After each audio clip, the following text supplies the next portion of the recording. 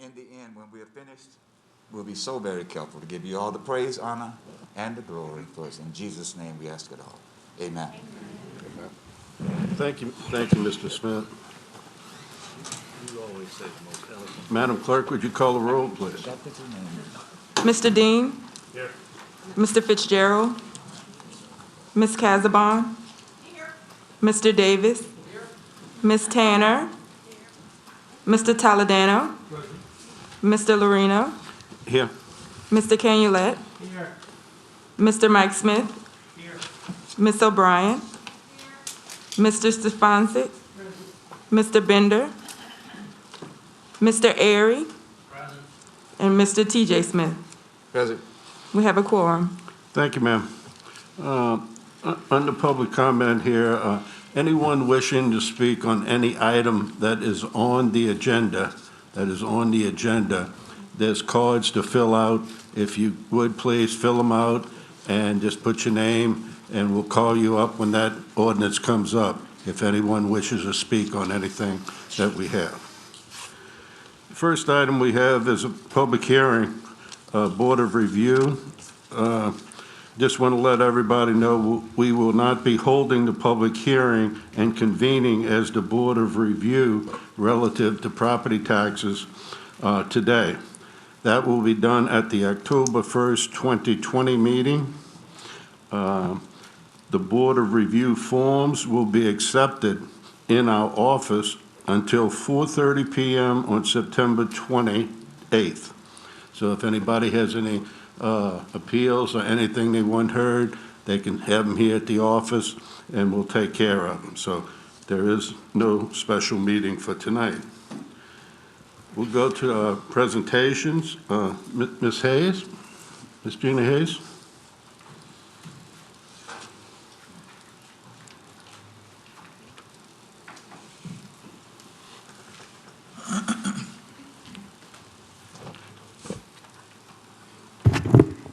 Good evening. First, I'd like to say that President Cooper is not here. He's a little under the weather. If you haven't seen it in your press release or on the news, he was having mild flu-like symptoms, so in an abundance of caution, he decided to stay home. He has had a COVID test. It did come back negative. That was the fast test. So he's now had the conventional test, and we're awaiting test results on that. So he's just a little under the weather, so he won't be here with us tonight. Thank you, ma'am. Go ahead. Okay. Yes, ma'am. The next thing we have is our Employee of the Month. Our Employee of the Month for this month is Robert Knockan.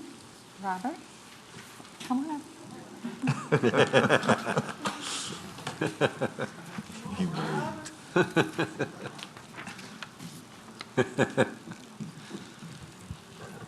To you, and look at it while I read this, okay? Thank you. Okay. The proclamation reads, whereas Facilities Management Supervisor Robert Knockan has served St. Tammany Parish in the Department of Facilities Management since September of 1995, and whereas Robert is well-trained and experienced in all areas of facilities management and is capable of performing all duties from moving furniture to setting up emergency shelters, staging generators, and other equipment during storms.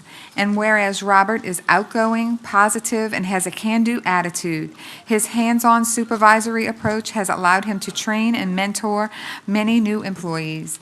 And whereas he has an exceptional willingness and desire to help others and routinely goes above and beyond what's asked of him to assist others in accomplishing their tasks. And whereas Robert Knockan is an outstanding, devoted servant of St. Tammany Parish and performs his duties in an exemplary manner, therefore I, Gina Hayes, a stand-in for Parish President Mike Cooper of St. Tammany Parish, do hereby recognize the hard work, dedication, and accomplishments of Robert Knockan as Employee of the Month, September 2020, and encourage all employees of St. Tammany Parish to thank him for his contributions and commitment to St. Tammany Parish. Congratulations, Robert. Thank you.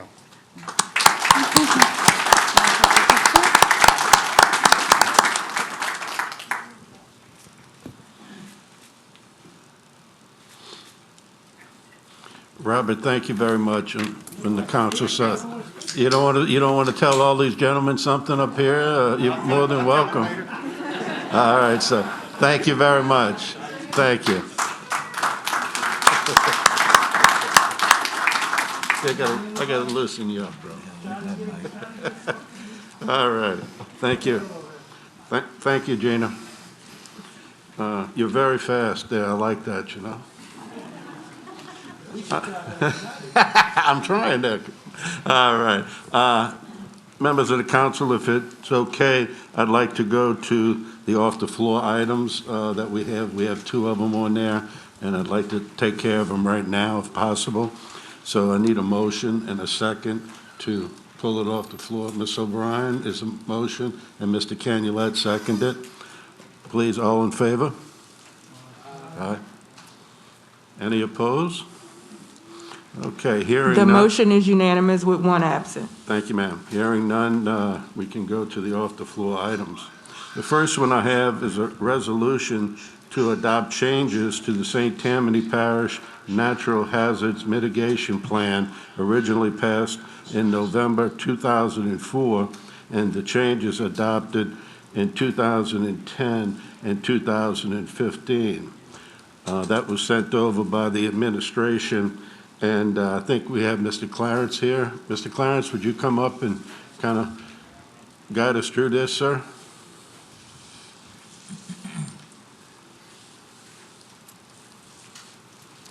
Thank you, sir.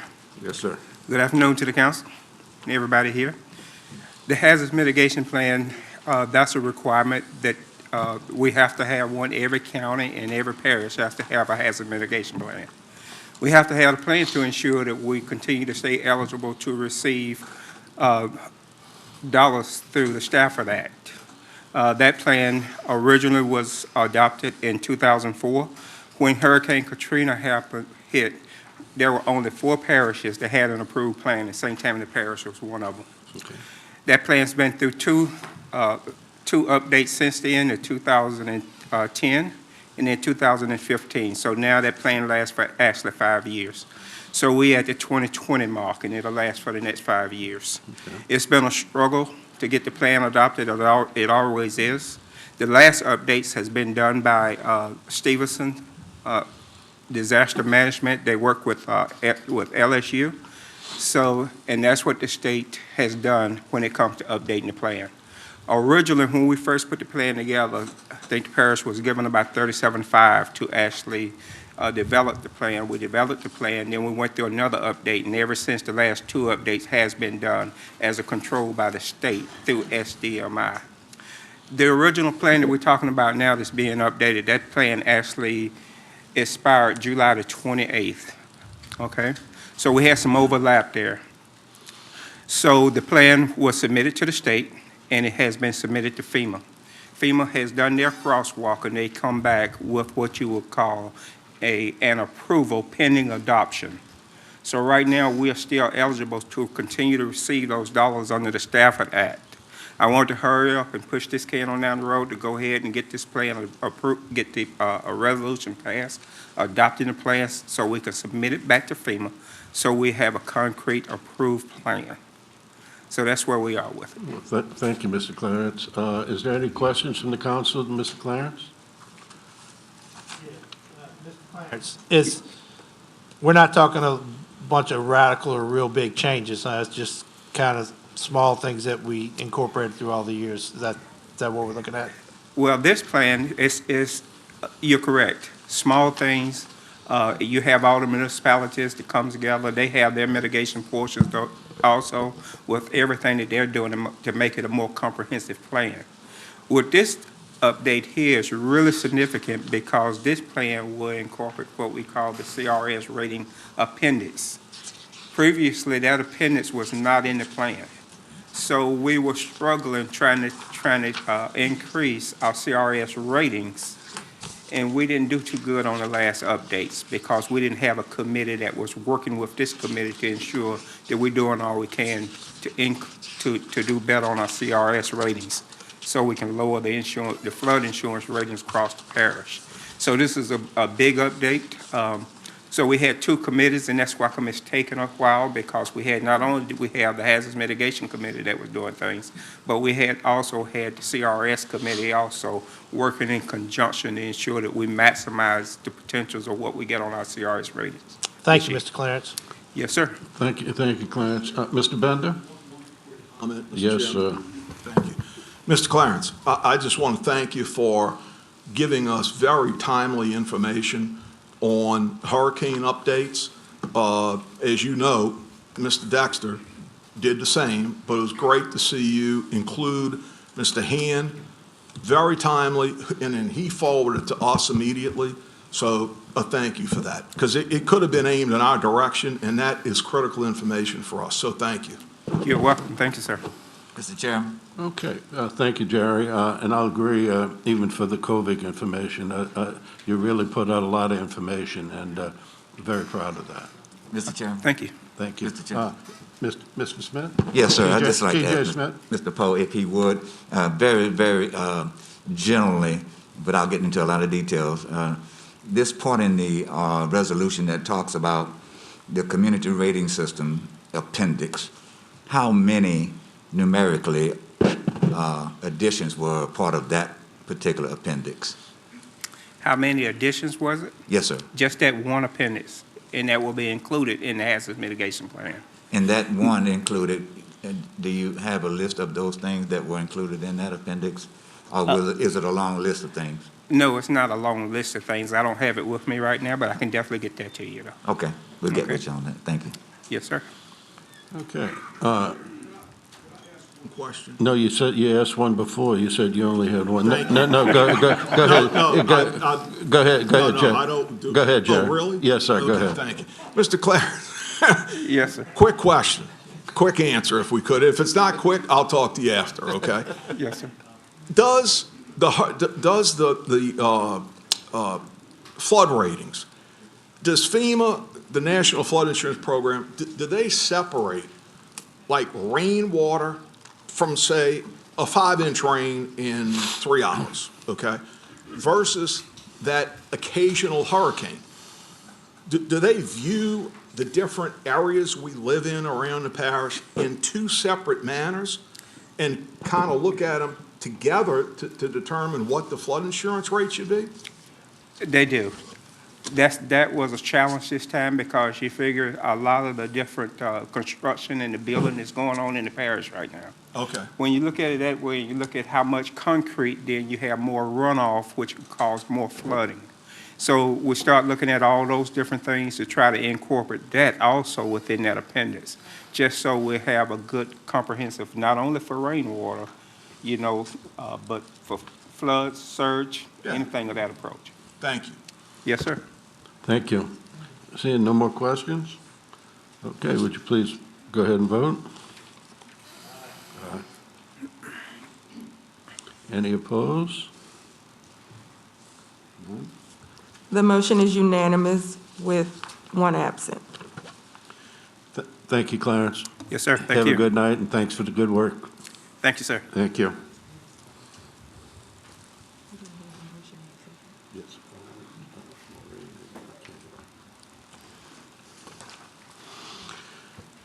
Okay, we'll go to number 2. We have a resolution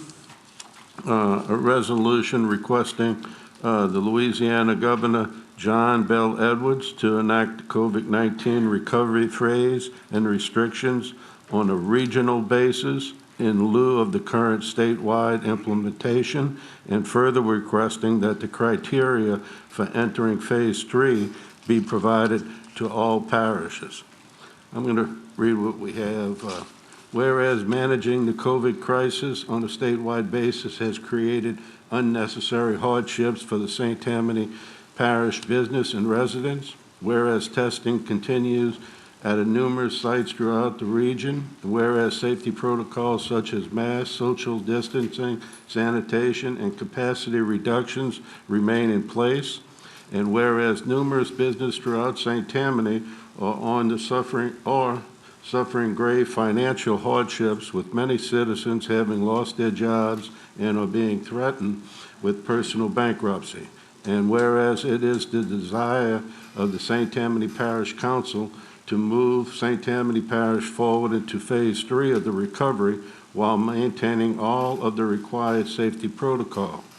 Now therefore be it resolved by the St. Tammany Parish Council acting as governing authority of said parish, Section 1, Louisiana Governor John Bell Edwards be and is hereby requested to enact COVID-19 recovery phases and restrictions on a regional basis in lieu of the current statewide implementation.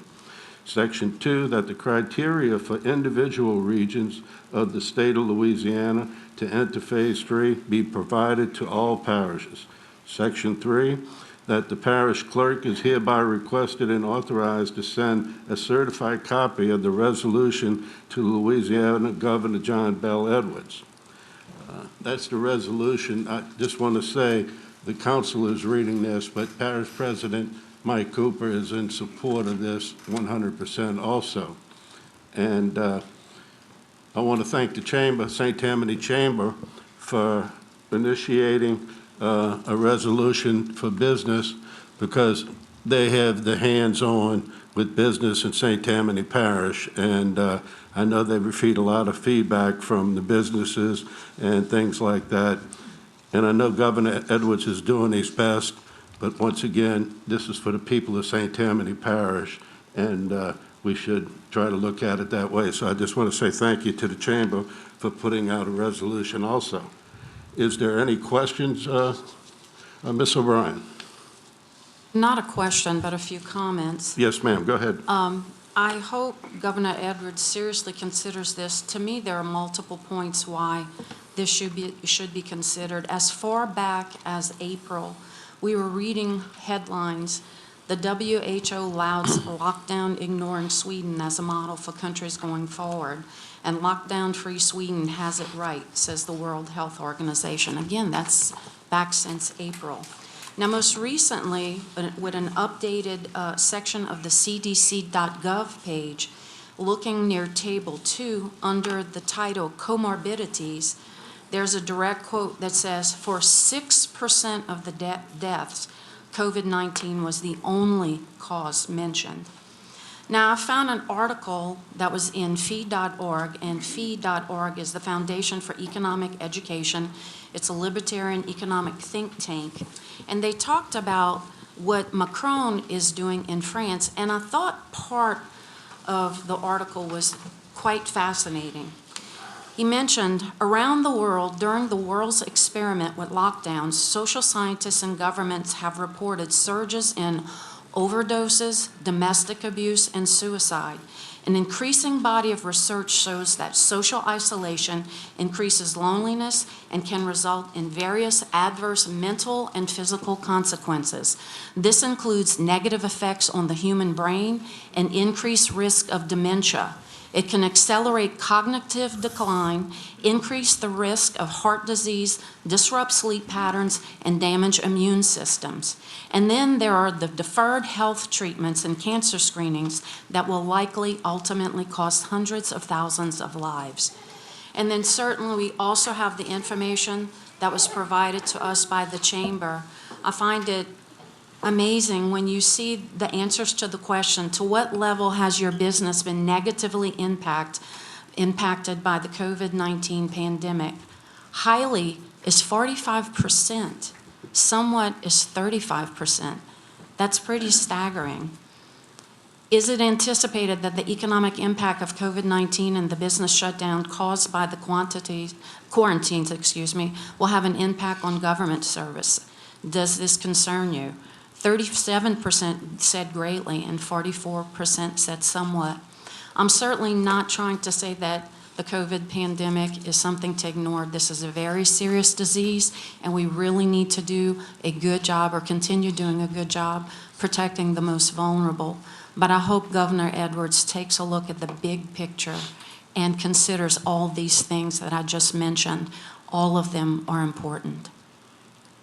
Thank you, Ms. O'Brien. Any other questions? Mr. Smith, T.J. Smith?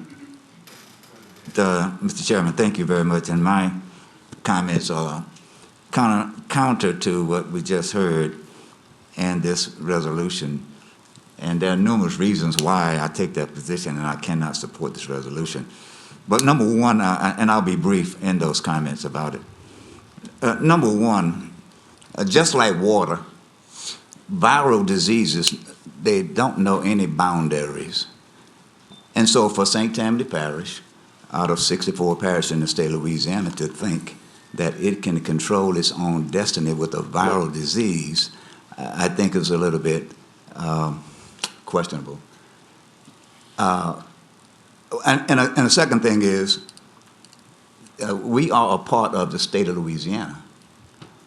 And we have, as I appreciate, been getting some good direction and leadership as it relates to how we interact with this particular pandemic.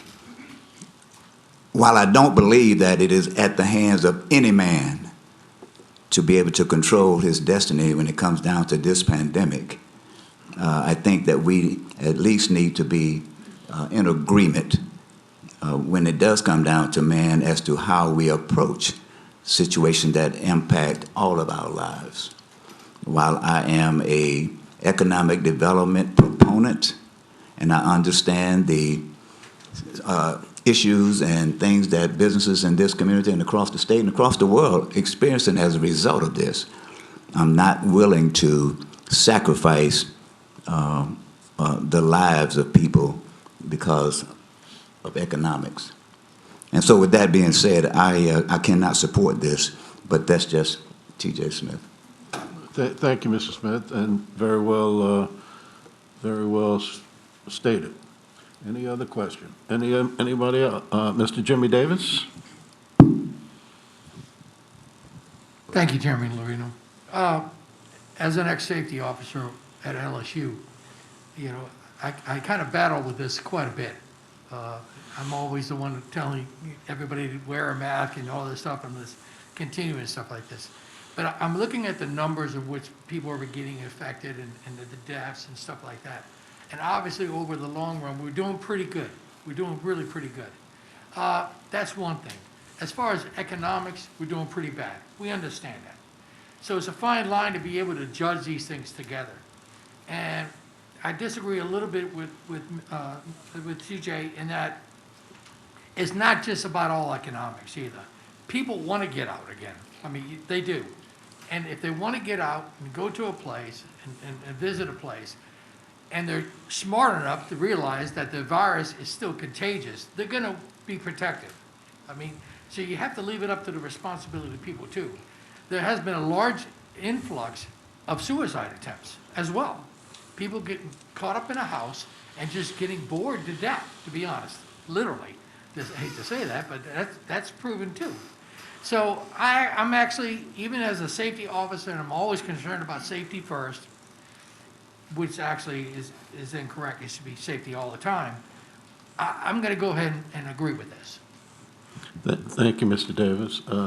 Mr. Mike Smith? Jim? Mike? Okay. The numbers have gone down. They're better about treating people, identifying it. There's a lot more testing that's out there. If we have to shut down again, I think at this level, we're better able to assess that. I'm not making light of it. I know people that personally know people that have died, and I know people that have been in the hospital for a month. It's not a joke. It's not a charade. I get one email, it's against my civil rights to wear a mask. I'm like, well, I taught government, there's nothing in the Bill of Rights against wearing a mask. Okay. Next email is, you should put in jail anybody that doesn't wear a mask. So there's a lot of debate back and forth. The teachers, I'm a teacher, I'm 61, I'm diabetic, I got hypertension, because I got teenagers. I'm definitely at risk. I know that. I'm going online, and my son's a senior. Between the two of us, there's a pretty good likelihood we might come down with COVID. If there's an upsurge in the schools have plans, contingency plans to shut that down.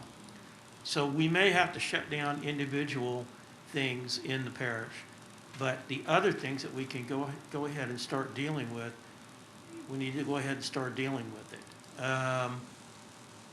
At school, for example, we're going to be looking at, until there is a widespread vaccine that works and is available, we're going to have to struggle through this no matter when we start. We have a plan in place now. It's good that we waited this long to start school, it is. But we got to start taking baby steps, and I think this is one that we need to take. Thank you, Mike. Mr. Bender? Yes, thank you, Mr. Chairman. The key for me is in the beginning where it says supporting businesses and residents, okay?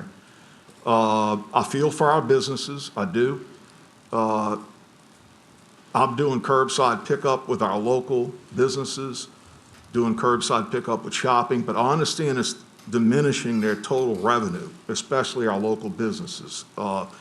So I am going to support this because it's on a regionalized basis. Just for clarification, though, my view, for anybody in the audience, or anybody that's watching, I think we do, however, need to understand that when it comes to specialized situations like our school children, our teachers, who we can't afford to lose, because as Mr. Smith would tell you, getting backup teachers was very difficult without COVID-19 in the last 4 or 5 years, okay? We don't want classrooms to be healthy and teachers not available. So my point shortly is we need to leave anything with schools, with children and teachers to the central office of the school system and their elected school board. And of course, when it comes to individual churches, whether it be any denomination, Baptist, whatever, we need to leave that to their pastors. They can follow phase 3 if they want, but they're not dictated to do it. So my vote is a yes, specifically for our businesses and those residents, as I think Mr. Jimmy said, need to get out some. Thank you. Thank you very much, Jake. Mr. Airy? Yes, I just want to say that while I understand somewhat of what TJ said about, there is some benefit to having a uniform policy. I mean, Slidell's, right? We have Mississippi right next door, and they have completely different rules than we have. So same thing with Texas and Arkansas and, everywhere else. So we're already kind of having different regions are going to be treated differently based on where they are. The numbers are being reported regionally in the state as well, too, and there's also differences in those. So I think that if there's some basis that one region can do something more than another, then I think that would be good for the governor to at least consider that. Also, just to me, the most important part is the second part of it. Just give us the criteria. What are you looking for? What do you want? What do we need to do? How can we get prepared for this? And even if it's a phase 2.5 instead of a phase 3, give us something. I'm on the board of a number of nonprofits, and it's plus talking to the business community. It's hard to just plan what we're supposed to do, and even being a councilman and answering people's question of what's going on when we're looking to the state and the state doesn't have a plan of what we need to do, or one that doesn't at least on the level of detail that we need. So I think I can support this. I don't think it's really all that controversial necessarily. On it, I think everybody wants this to be over with, and maybe there's something that can be done, but just having a plan out there, I think, would help. At least give people the light at the end of the tunnel to look for. So thank you. Thank you, Jake. Mr. Mike Smith? Yes, sir. Okay, so it's just an expression of will. I mean, that's what it is, okay? I can tell you that Pete Javia, if he decides he wants to do something with the school system, and he thinks that he needs to send people out or a school out or whatever, he's going to do it no matter what we do. So you don't have to worry particularly on that regard. And I will echo one thing. I heard he had a list about 5 miles long of support personnel and teachers that decided to do early retirement. So we're going to struggle some. I'm just letting everybody know. We're going to work through it. That's what teachers do. That's what the school system does. But it is going to be, there's going to be some difficult periods. Thank you, Mike. Anybody else? Okay, I don't see anyone else before I ask for a motion. I'm sorry, TJ? Yes. Oh, yeah, go ahead, sir. Okay.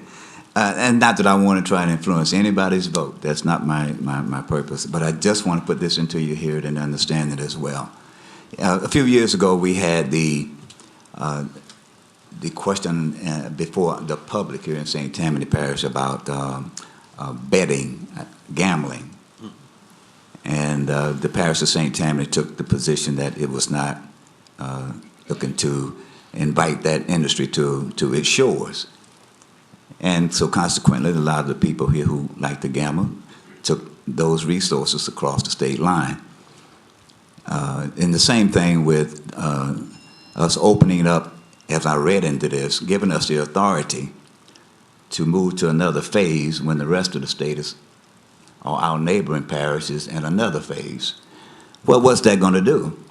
Those people who want to shop and eat and dine and everywhere else that they can't do in their parish because they're in a certain phase, they're now going to bring the undesirable to our shores because we have opened up and become a more inviting for people to be able to go and do what they want to do. And so once again, it's really nebulous for us to even consider that this is going to help. In one way it might, but in another way, you're going to make people sick. And that's going to put another burden on our hospitals and our medical workers and everybody else and those very people who are going to be working in our businesses. But once again, I just want to put that into your hearing as well. Not that I'm looking to influence anybody's decision, but those are some things we need to consider when we look at not being uniform in our approach. And no racket, I did know that the state of Louisiana seceded from the Union. Thank you. Thank you, Mr. Smith. Saying that, what I'm hearing is exactly what you hear around the state.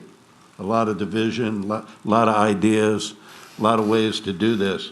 But the way I appreciate it, I think it's District 9 that we're in, so to be the whole district. It won't just be St. Tammany Parish, it would be the whole district.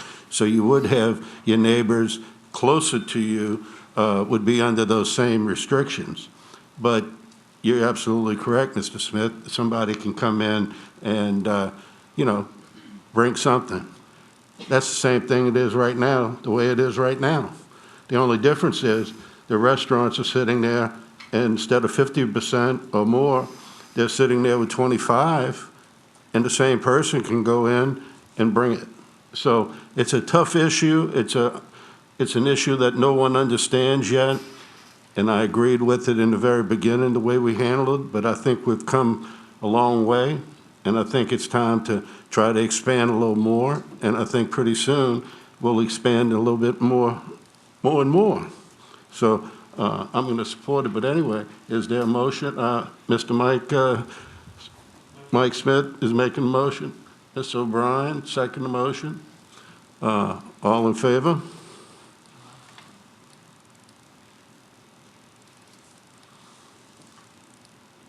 Thank you. Any opposed? Mr. Smith, thank you. The motion passes with 12 yeas, 1 nay, and 1 absent. Thank you very much. Okay, we'll go. I'm sorry, I have one other very important thing before we get to the consent calendar. I'm going to allow Councilman Toledano 1 minute personal privilege, please. Mr. Reno, thank you very much. And gentlemen and lady members of our council and the public, I appreciate your indulgence. I'm speaking to you with regard to the matter that we also see on our agenda tonight as identified as ordinance number 6420 with regard to moratoriums. And for the particular reason that will be self-evident in this statement pertaining to District 5, I thank you for this opportunity. That being said, I submit the following for the record. Development is a delicate balance of individual property rights. Our parish council and administration is the check and balance in our system to make sure we get it right.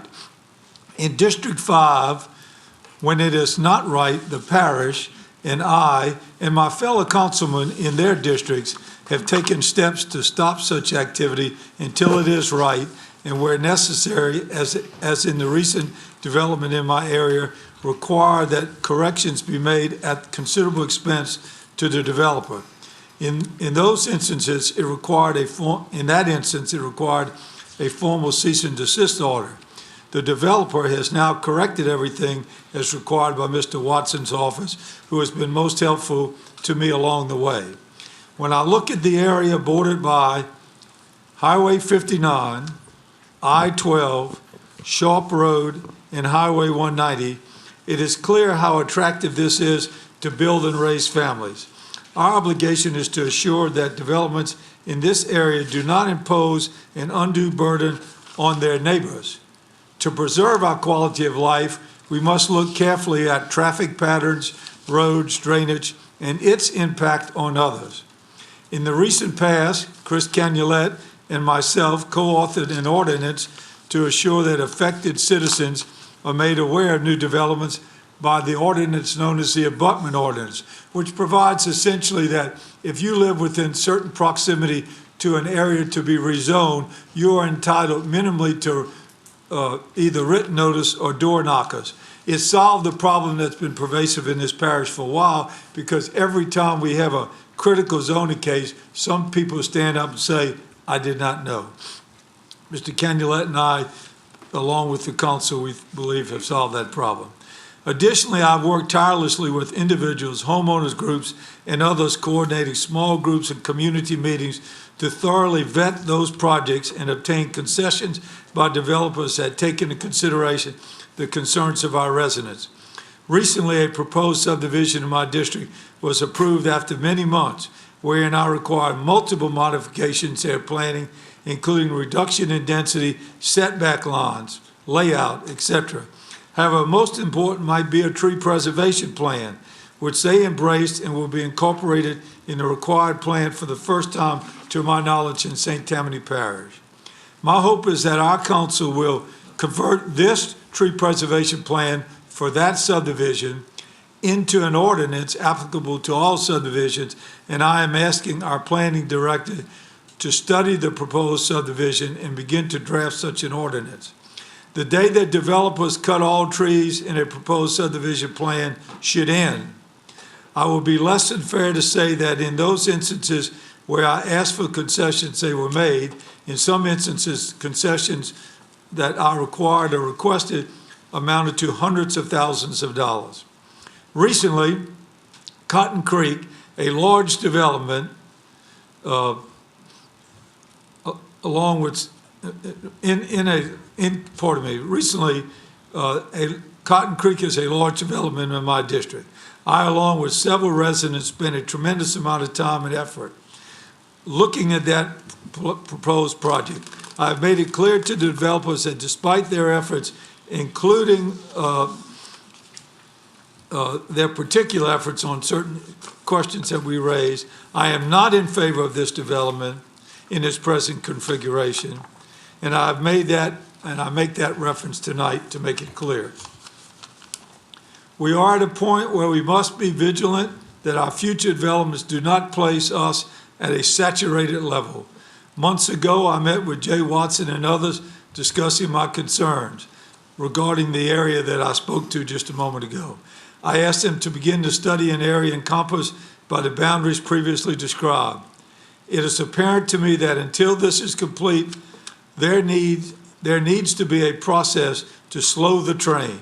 To my knowledge, a moratorium is exactly that vehicle.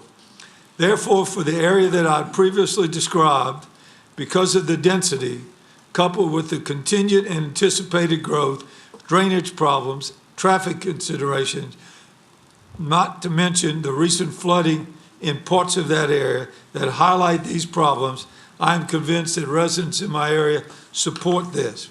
It is my intention, therefore, to provide notice to ask my fellow councilmen to join and support me in my request for a moratorium on this area for 6 months, knowing that it will likely be extended due to the comprehensive nature of the study required.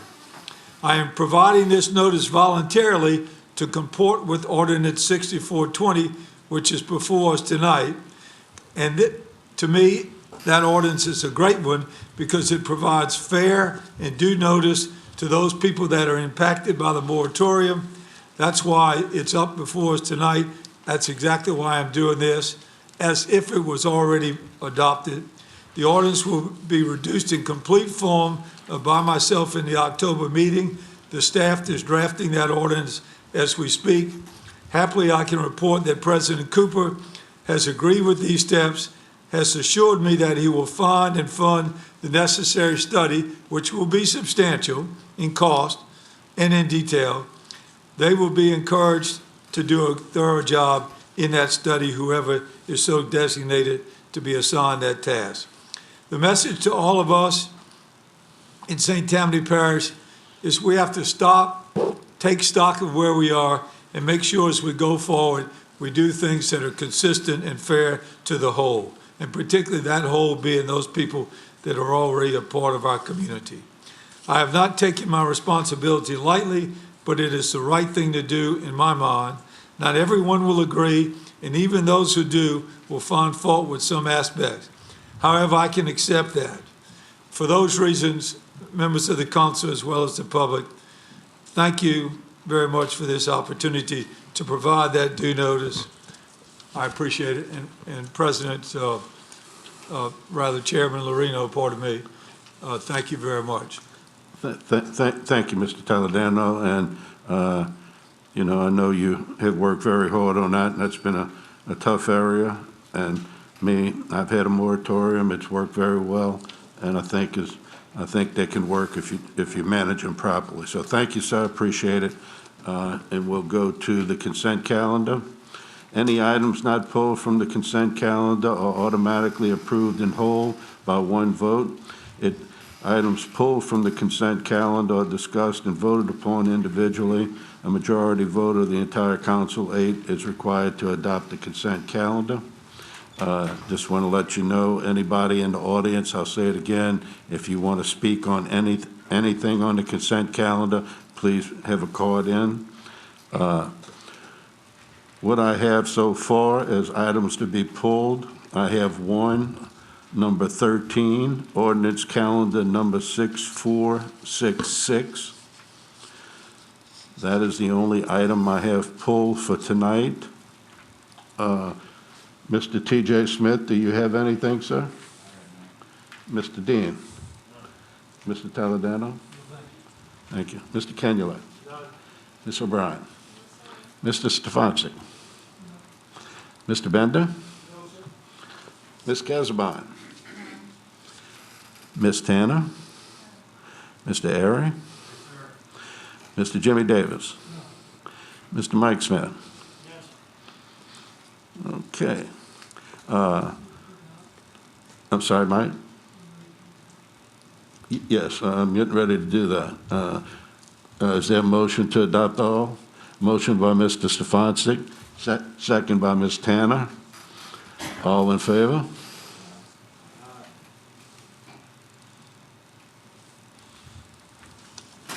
The motion is unanimous with one absent. Thank you, ma'am.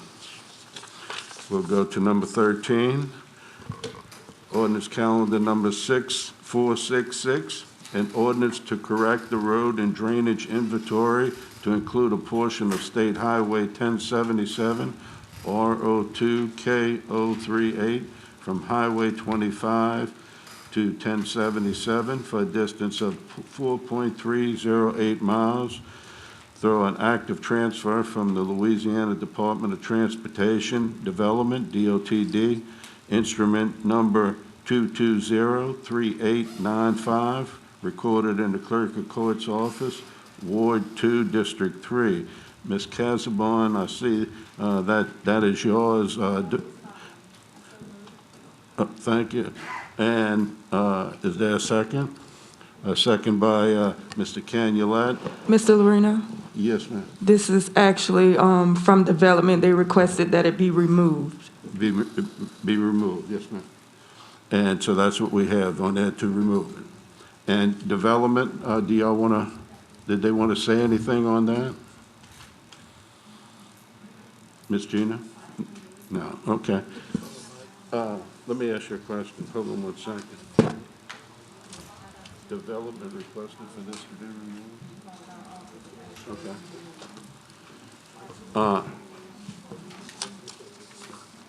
Mr. Liner?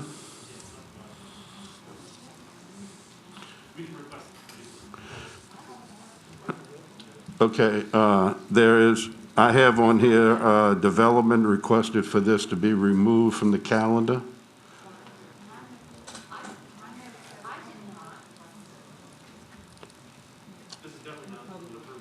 I'm sorry? Public Works? Public Works? Okay, Public Works, okay. All righty, Ms. Tanner, they wanted to remove it from the calendar. Are you in favor of that? I'm sorry, Ms. Casabon. Are you in favor of that, dear? Yes, I asked Shannon Davis the other night, because I was questioning, what it entailed, and he said what this amounts to is that we can only have so many miles of road. This is dealing with the interstate coming through from, in Mr. Tanner's area, all the way through that they will be doing. So we have to take over this state highway. Am I correct? Am I saying it right? Okay. So, pardon?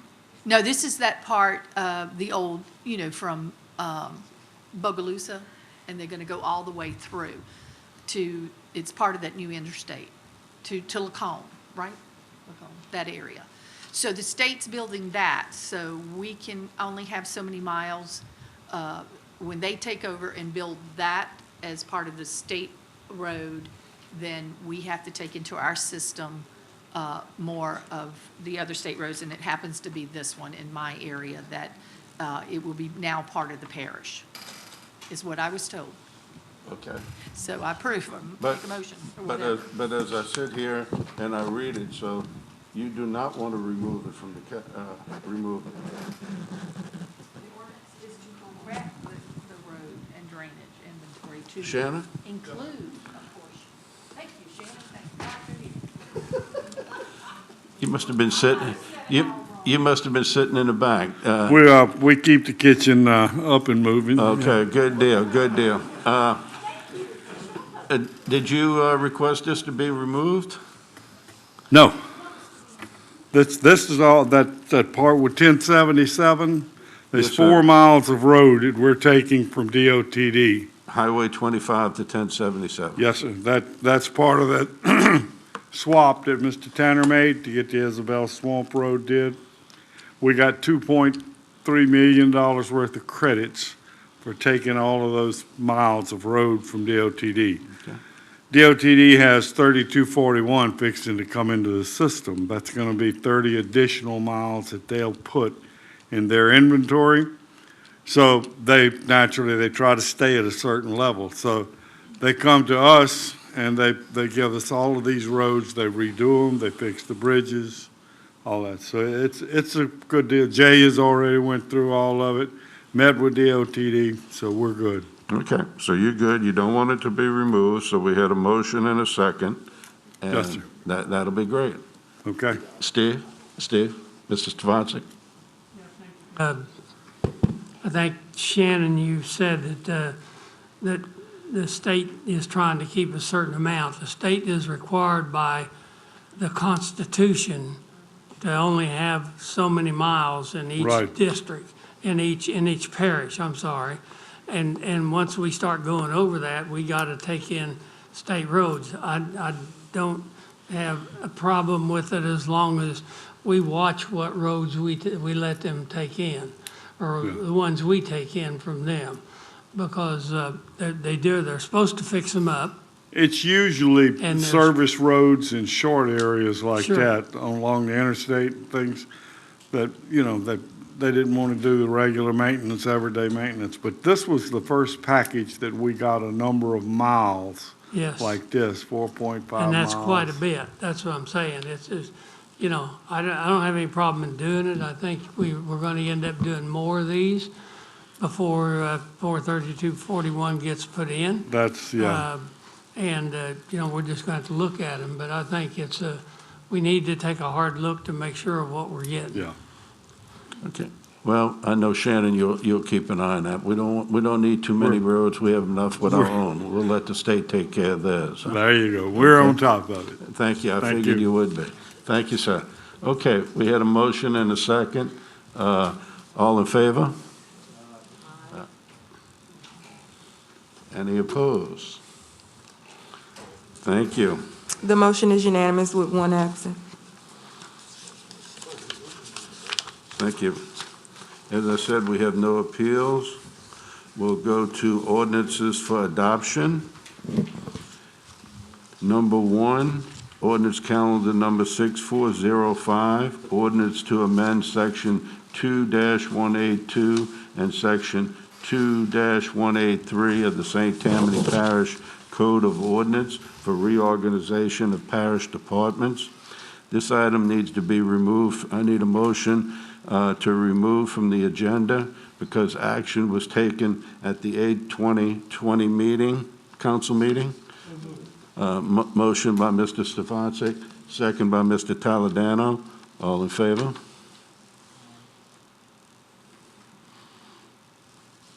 Thank you. Any opposed? The motion is unanimous with one absent. Thank you. Number 2, ordinance calendar number 6413, ordinance authorizing the parish of St. Tammany through the office of the parish president to acquire certain parcel right-of-way and/or servitude for the C.S. Owens Road Improvement Project, Ward 1, District 1. Mr. Dean? Mr. Dean? I could hear that, yes, sir.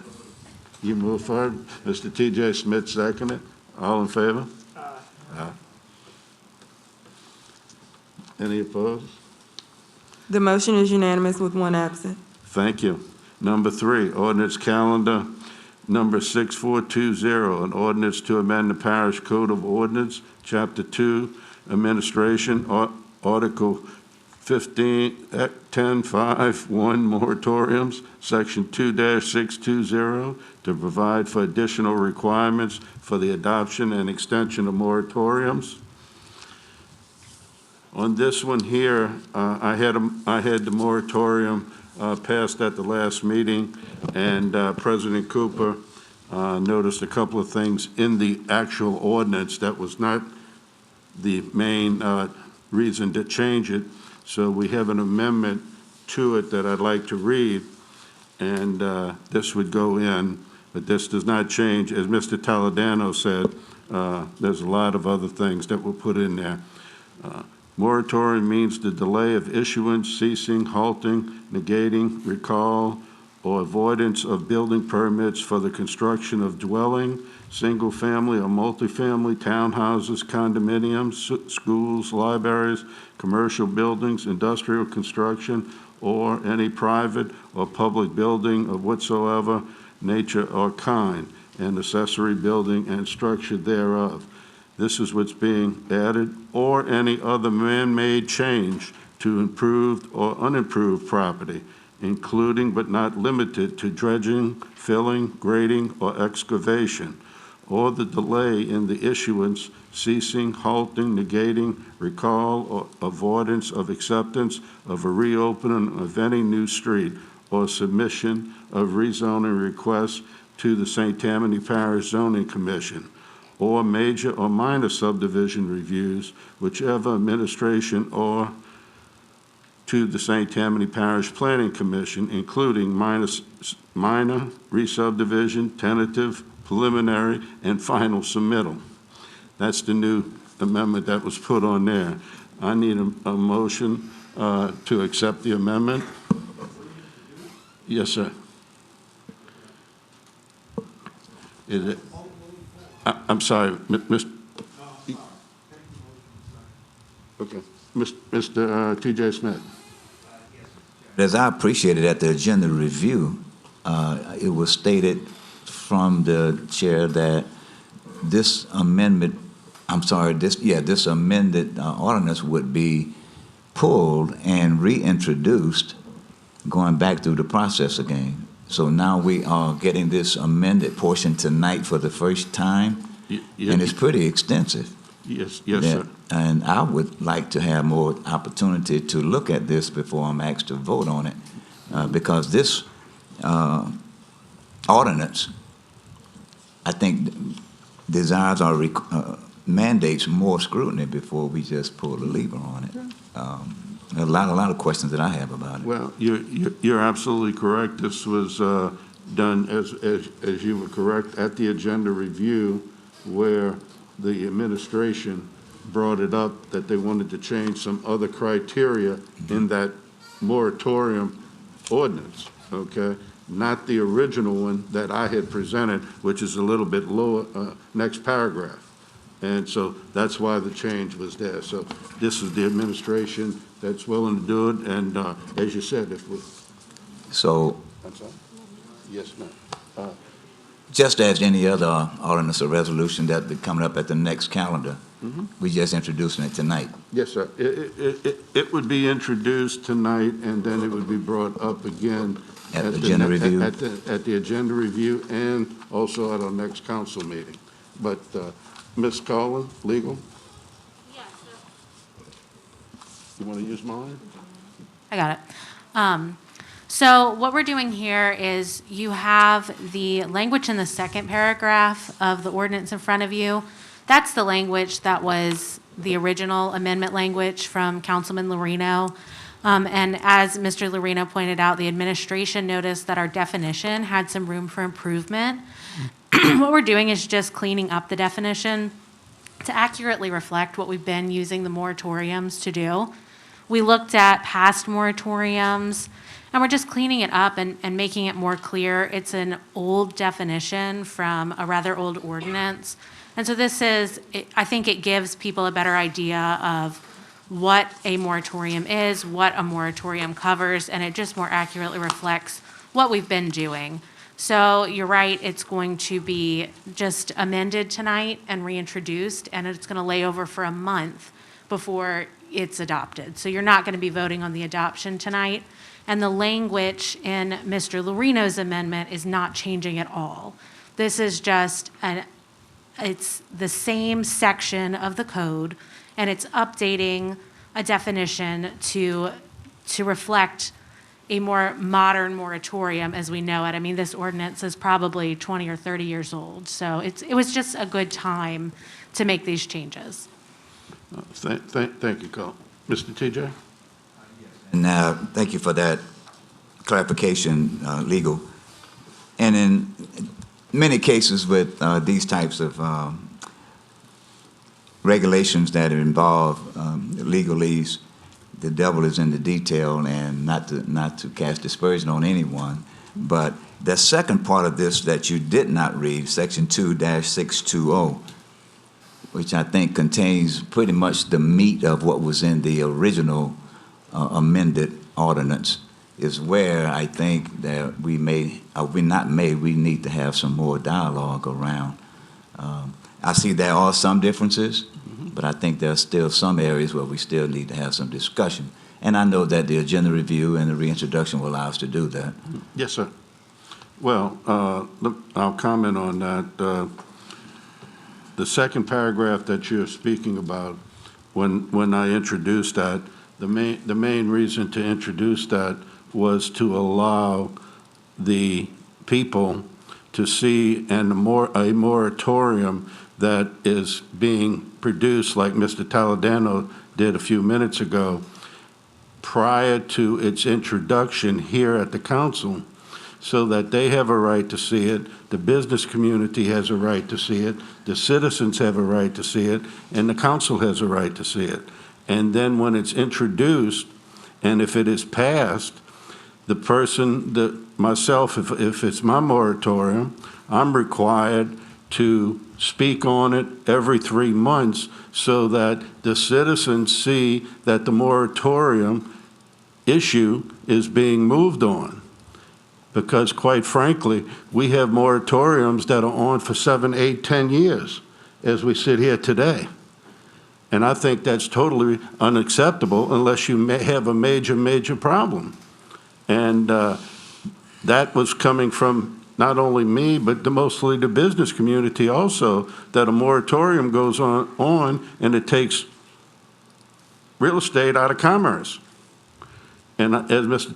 Taladano said, a moratorium needs to be put on there, but it doesn't need to sit there for years and years on top of the only thing that happens is when we automatically approve a moratorium with no discussion at all. So I agree with you, it needs to be looked at, it needs to be discussed, but I'll say one thing, it needs to be changed. It needs to be changed. And that was the purpose of my second part of it. We wouldn't, if the administration at the agenda review didn't look at it and say, I want to change a few things, we had already introduced it and we were getting ready to move it forward. And then by me allowing that change on there, we put it on there now. So if we pass it tonight, we still discuss it at the agenda review. We can still discuss it at the next meeting.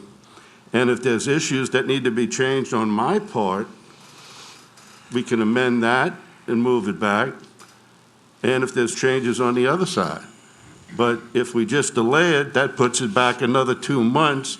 And as I said, you have moratoriums sitting there that are just floating out in space.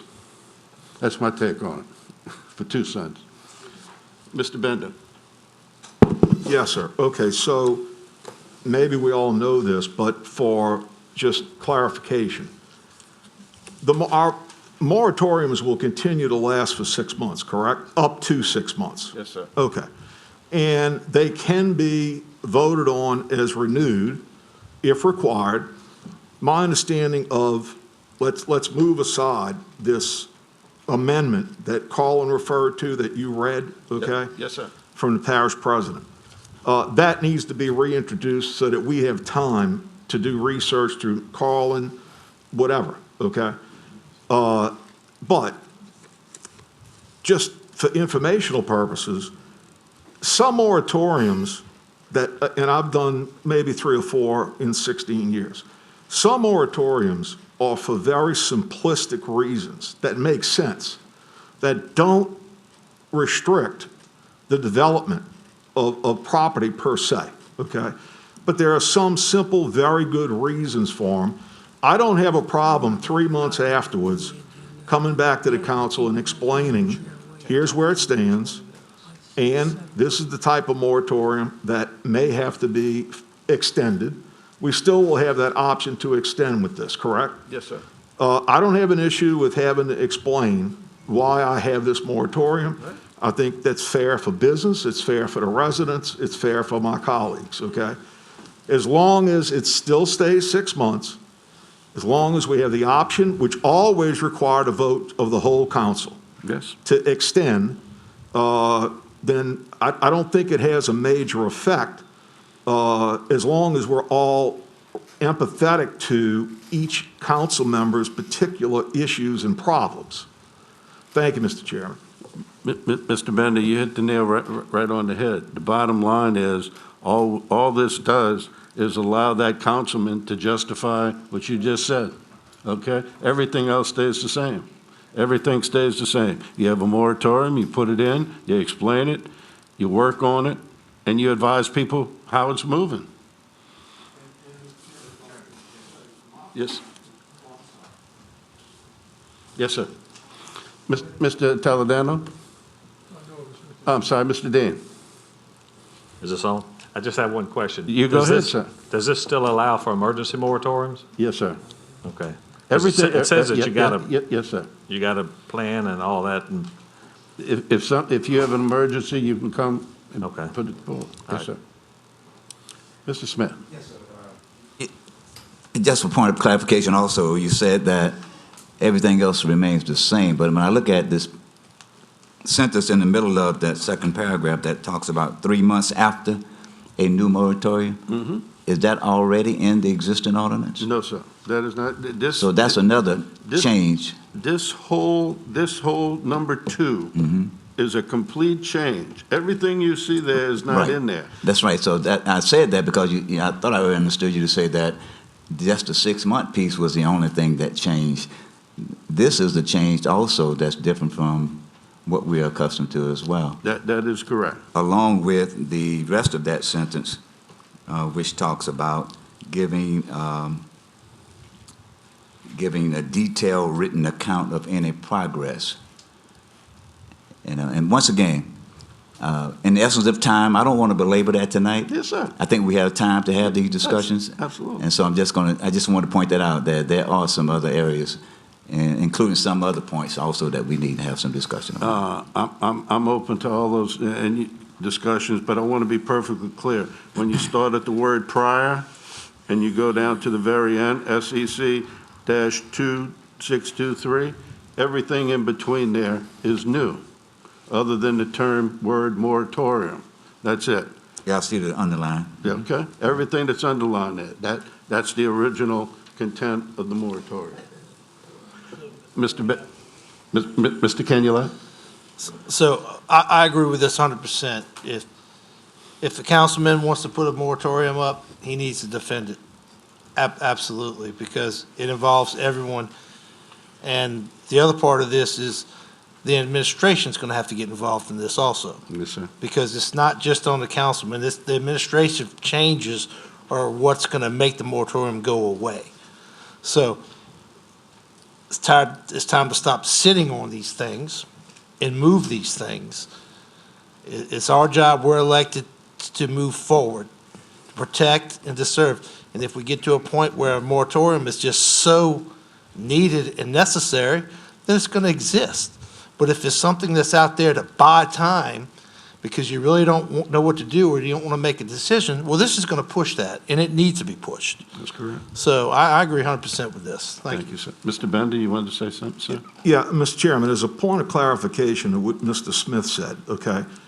The 3-month issue is not a change from 6-month moratorium No, to sir. 3 months. It is simply a heads up to council members on where this stands. Now, That's correct. to be clear, though, many times, as council members on the legislative side, okay, that 3-month also has to include an explanation from the administration.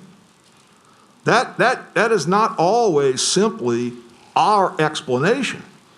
At a 3-month period, it also might include, I'm not picking on the administration, but if engineering or public works, planning director has some reason to provide, they're going to have to provide it as well. As Mr. Canulet said, this includes the administration. That's correct. Because they've added to this.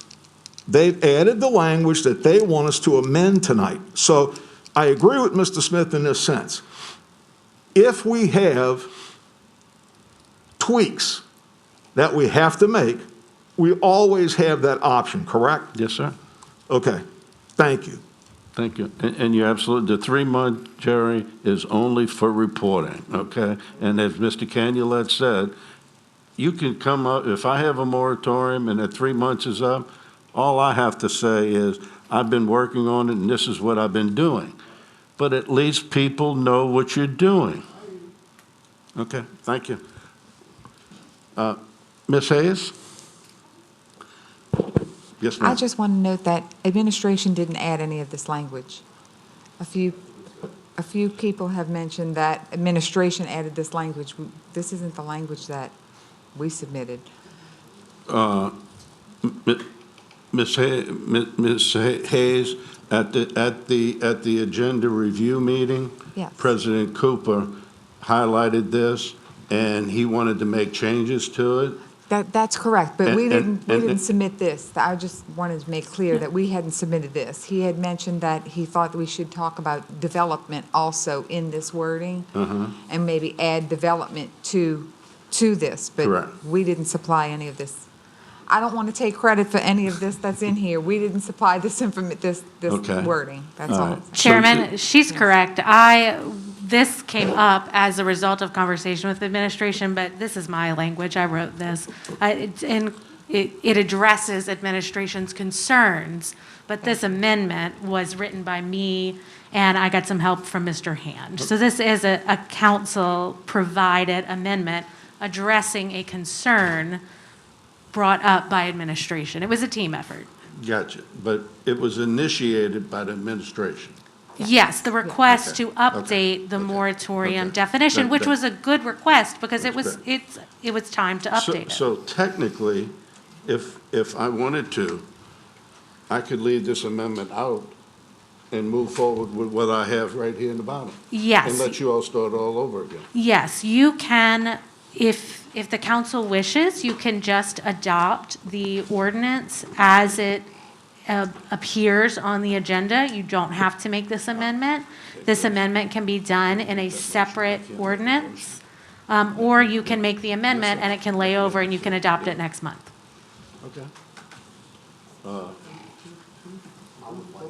Okay. Okay. This is mine, but I can't make it. So, Who sponsored this right now from the floor? from the floor, it's just coming So from. we me haven't like had mine. we haven't We haven't had a motion in a second yet. Okay. But as I said, if we don't have to include, if the administration is not involved in this part of it, then my recommendation would be fine. We don't amend it, we move it forward as it was written and passed at the last meeting for introduction, and we do it right now. And we can do that, right? Yes, sir. Okay. Mr. Mr. Stefancic moved for adoption as original, introduced and not amended. Yes, sir. Mr. Canulet seconded, but go ahead. This has got to be a team effort because the councilman cannot do it all by himself. Correct. The administration's got to be the one to provide the information of the drainage and the roads and the traffic to move a moratorium to get rid of it. So it's got, Chris, I totally agree with Okay. you. I totally got you. agree, and you seconded, but I'll second. the most important part is, once again, a councilman puts this forward, so if he needs the administration to do something, he should talk to the administration and engineering and get it done. absolutely. Okay? Mr. Jimmy Davis? Well, you get some good stuff, man.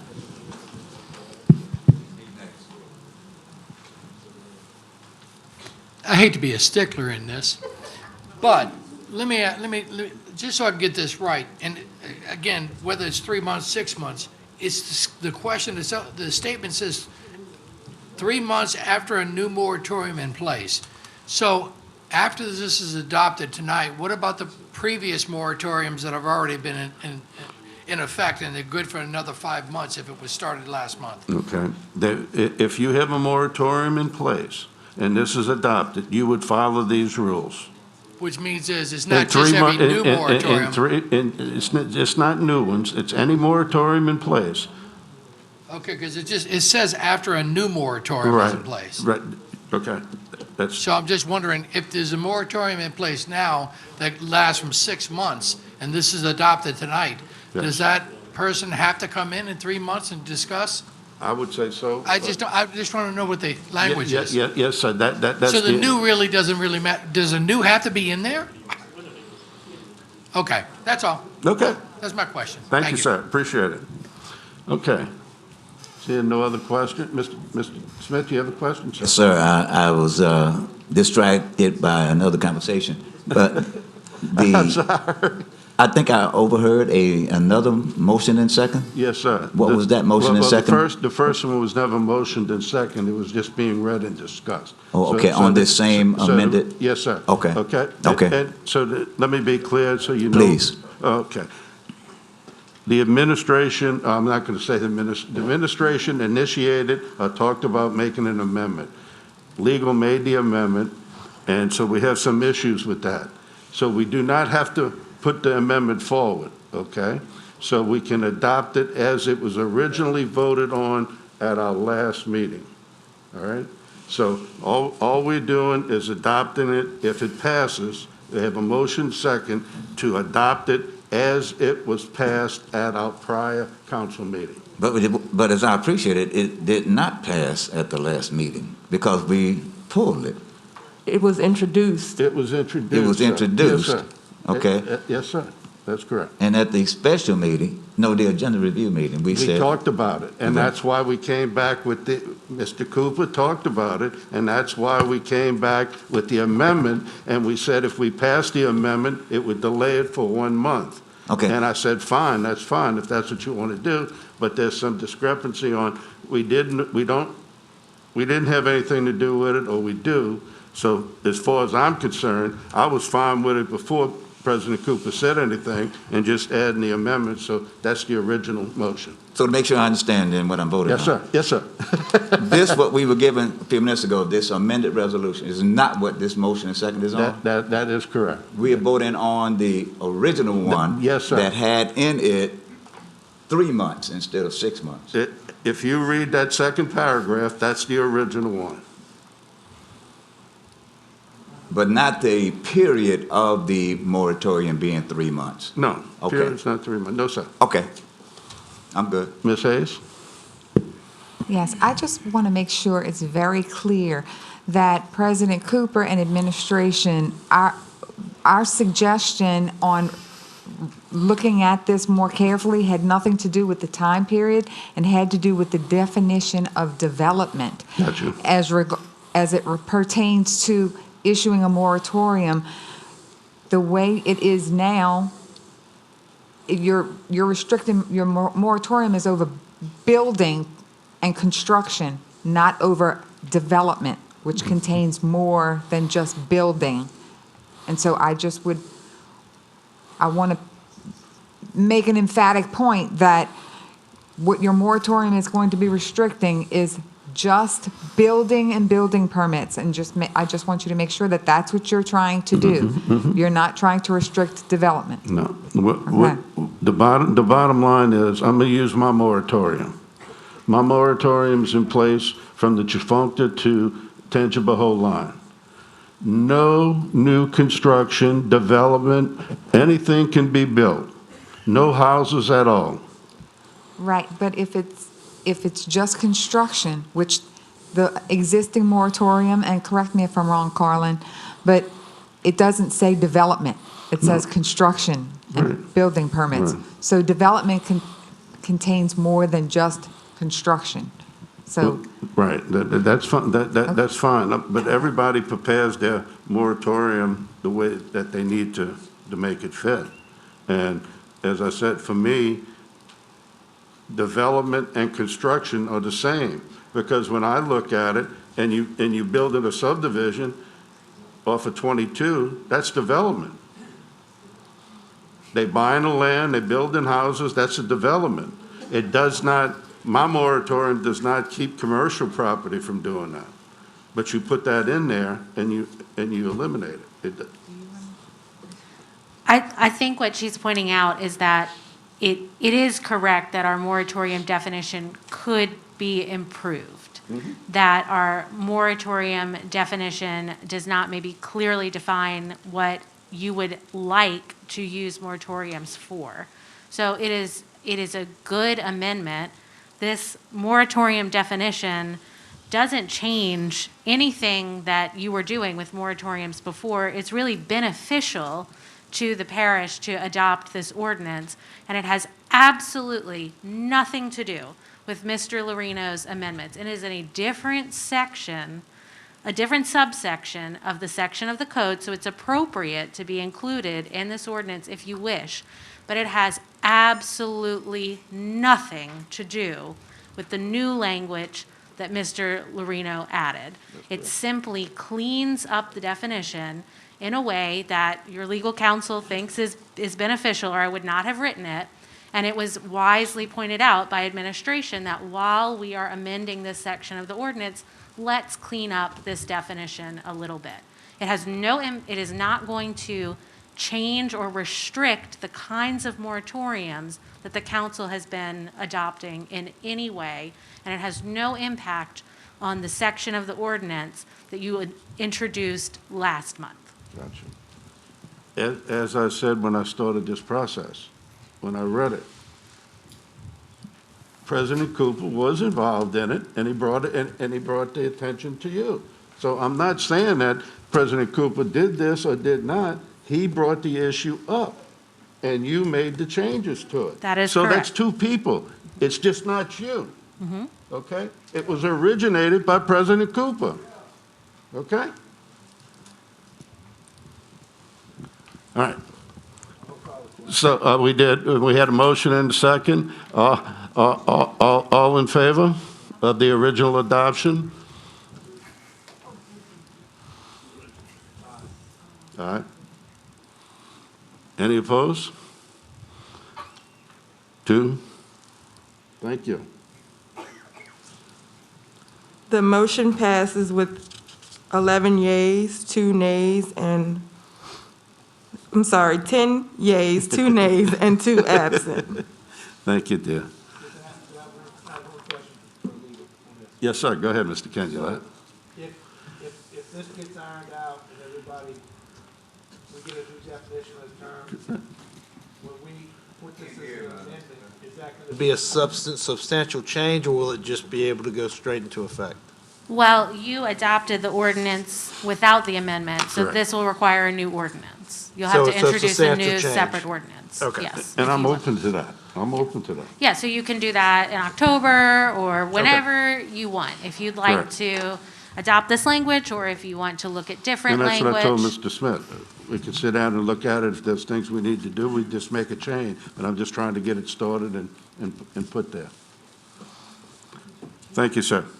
Okay, number 4, ordinance calendar numbers, I'm sorry, Mr. Stefanczyk, you asked me to move one up. What was the number, sir? Number 17, I'd like to move up. Yes, sir. You go right ahead. I'd move that we move number 17 to, up to the next item. Okay, I'll read it in right now. We'll move it up. Ordinance calendar number 17, 6434, an ordinance amending the official zoning map of St. Tammany Parish, Louisiana, to reclassify a certain parcel located on the west side of Dixie Ranch Road, north of CC 19 Road, being 65-327 Dixie Ranch Road, Lacombe, and which property comprises to a total of 5.94 acres of land, more or less, from its present A-2 suburban district to an A-2 suburban district MHO, manufactured housing overlay, and RO, rural overlay, Ward 9, District 11. Mr. Stefanczyk. Yes, normally people don't come to these things, but the people that are involved in this have been following that through. They've been to every meeting. They're here tonight. They've been here since the beginning. I'd like to get them out of here before midnight. So can we address this now? And You go right ahead. You have the floor, sir. I move that we approve. Okay, you have a motion by Mr. Stefanczyk to approve. Is there a second? Second by Mr. Toledano. All in favor?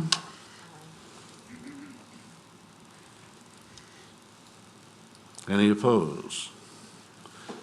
The motion is unanimous with 3 absent. Thank you all for coming, ma'am, and I should have put you all up there first, but thank you very much.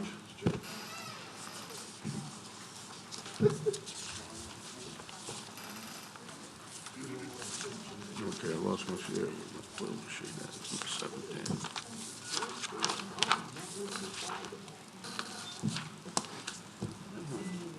Okay. I got it, okay. Which one we on now? Okay, I lost one, I must have turned it over somewhere. Here it is, I got it. Thank you.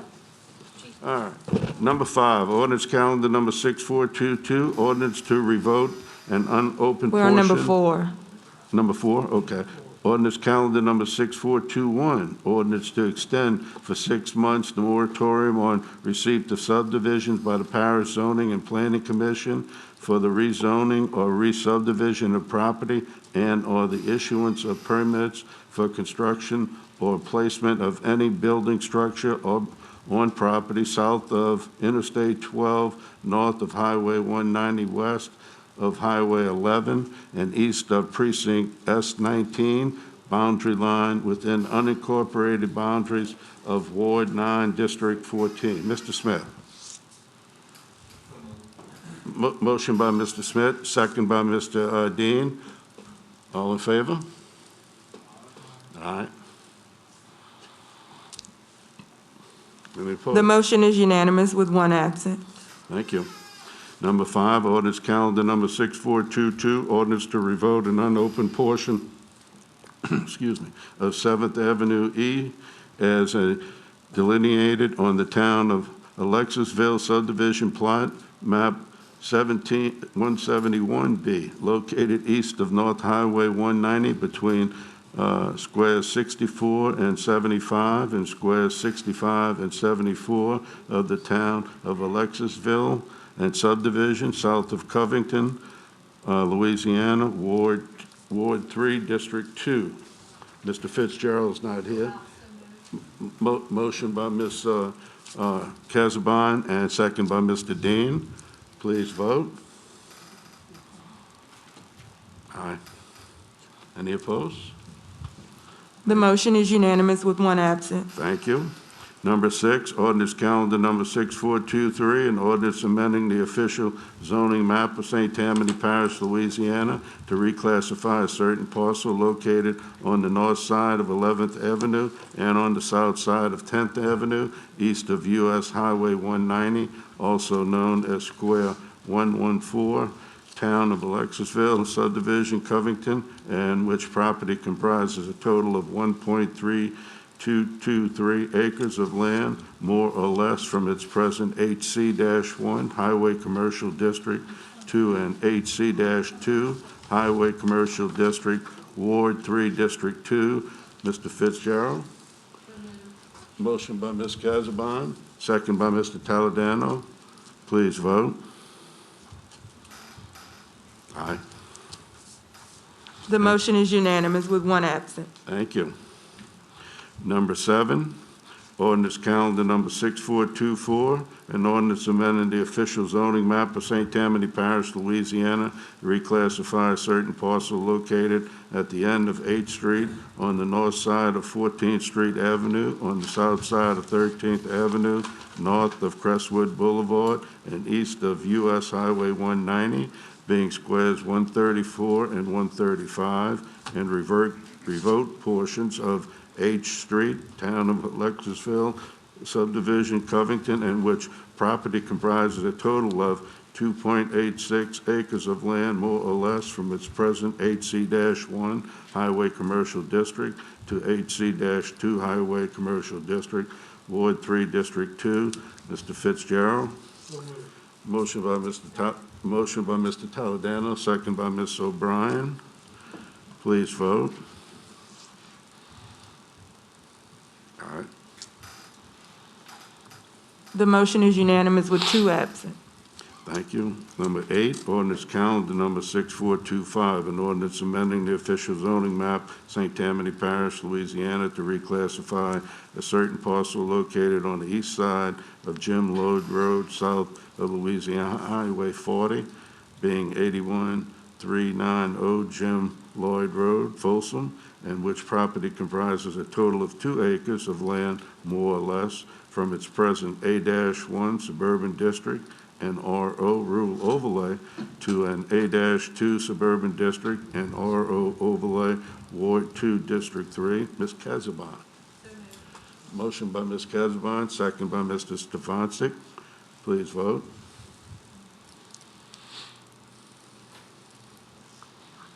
Thank you. The motion is unanimous with 2 absent. Number 9, ordinance calendar number 6426, An ordinance amending the official zoning map of St. Tammany Parish to reclassify a certain parcel located on the south side of Galantis Road, east of C.S. Owens Road, and west of Louisiana Highway 1077, Covington, in which property comprising a total of 1.3 acres of land, more or less, from its present A-3 suburban district to an ED-1 primary education district, Ward 1, District 1. Mr. Dean? Motion by Mr. Dean, second by Mr. T.J. Smith. Please vote. Yes. The motion is unanimous with 2 absent. Thank you. Ordinance calendar number 6427, an ordinance amending the official zoning map of St. Tammany Parish, Louisiana, to reclassify a certain parcel located at the end of Ridgewood Drive, west of DeVal Drive and Highway 59, north of Sharp Road, Mandeville, in which property comprises a total of 6.89 acres of land, more or less, from its present A-1 suburban district to an A-2 suburban district, Ward 4, District 5. Mr. Taladano? We have a motion by Mr. Taladano, second by Mr. Jimmy Davis. We have Anthony Cypress, which is for Anthony. Would you like to speak, sir? You just, okay? Thank you, sir. Christy Smith, Carolyn, would you like to speak, ma'am? Brian? Thank you. Carla? Thank you. Thank you all for coming. Okay, we had a motion second. Please vote. The motion is unanimous with 2 absent. Thank you, ma'am. All righty. Ordinance calendar number 6428, ordinance to authorize the parish of St. Tammany through the office of the parish president to enter into a utility service agreement of water and sewer service for Hunter Haven subdivision, Ward 1, District 4. Motion by Mr. Bender, second by Ms. O'Brien. Please vote.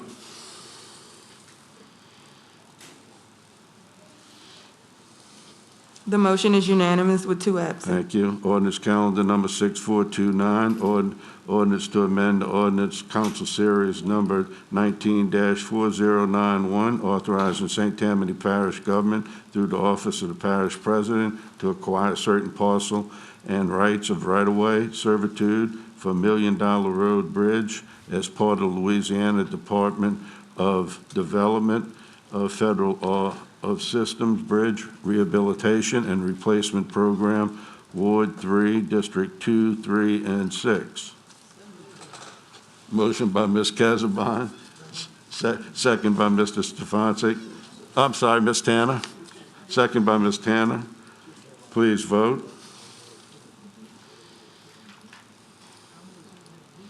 Thank you. The motion is unanimous with 2 absent. Thank you.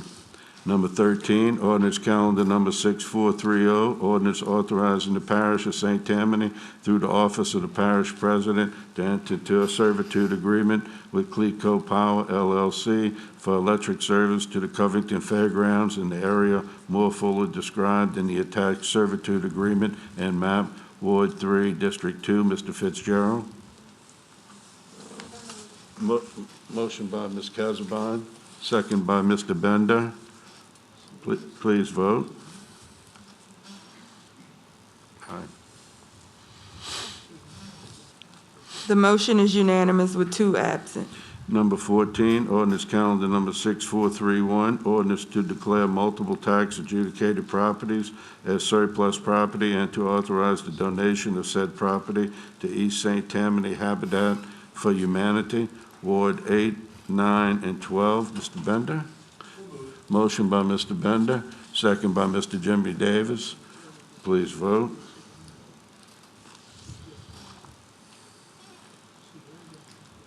The motion is unanimous with 1 absent. Number 15, ordinance calendar number 6432, an ordinance to correct the road and drainage inventory to include commercial drive located inside the 59, Commercial Park, Ward 8, District 9. Mr. Mike Smith? Motion by Mr. Mike Smith, second by Ms. Tanner. Please vote. The motion is unanimous with one absent. Thank you, ma'am. Ordinance calendar number 6433, ordinance to accept a donation and dedication of a portion of State Route LA 1077 from the state of Louisiana, Department of Transportation and Development, Ward 2, District 3. Ms. Casabon. Motion by Ms. Casabon, second by Mr. Canulet. Please vote.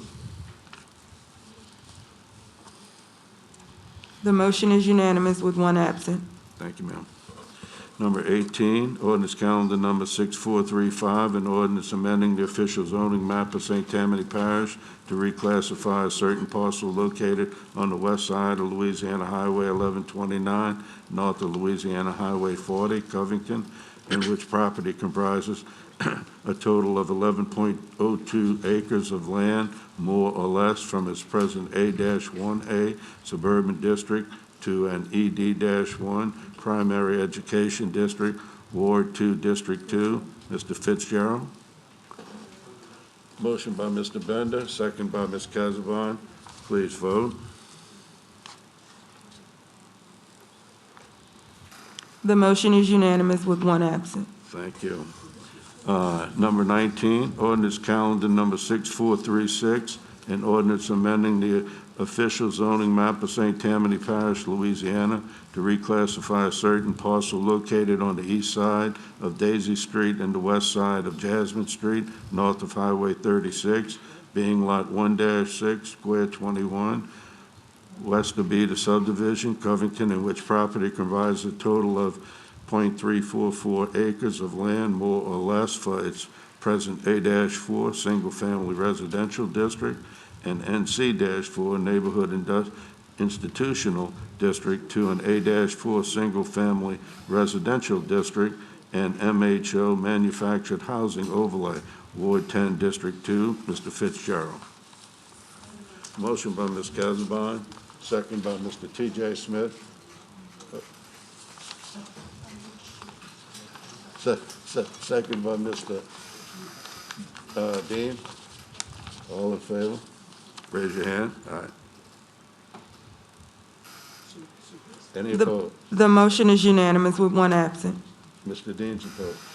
Mr. Smith's opposed. Oh, he's opposed. I'm sorry. The motion passes with 12 yeas, 1 nay, and 1 absent. There you go. Thank you, dear. Number 19, ordinance calendar number 6436, an ordinance amending the official zoning map of St. Tammany Parish, Louisiana, reclassify a certain parcel located on the east side of Daisy Street and the west side of Jasmine Street, north of Highway 36, being Lot 1-6, Square 21, west of Beta, from its present A-4 single-family residential and NC-4 neighborhood institutional district to an A-4 single-family residential district and MHO manufactured housing overlay, Ward 10, District 2. Mr. Fitzgerald. Motion by Mr. Mike Smith, second by Mr. Jake Aaron. Please vote. Any opposed? Thank you. Mr. Talladano, you having a different meeting? Okay. No, I'm just curious. I heard a lot of things there. I was going to give you the floor, you know? Okay, thank you, sir. Thank you. You're fine. No, number 20, ordinance calendar number 6437, an ordinance amending the official zoning map of St. Tammany Parish, Louisiana, to reclassify certain parcels located on the north side of Running Bear Drive, on the east side of Stag Drive, and on the west side of Choctaw Drive, being Lot 37, 44, 45, 46, Choctaw Spring Subdivision, 25525, Running Bear Drive, Lacombe, and which property comprises a total of 5.37 acres of land, more or less, from its present A-2 suburban district to an A-2 suburban district and RO rural overlay, Ward 4 and 7, District 7. Mr. Jimmy Davis. Motion by Mr. Jimmy Davis, second by Ms. Tanner. All in favor?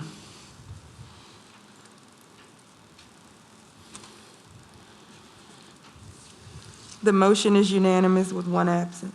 Thank you.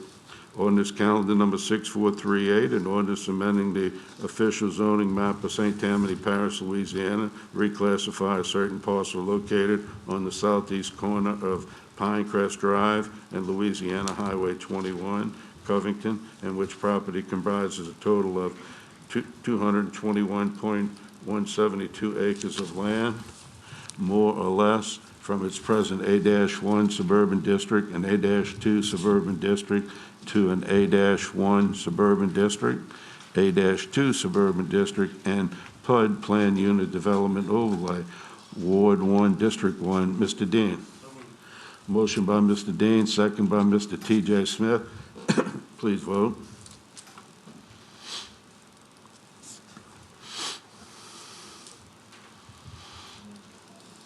The motion is unanimous with one absent.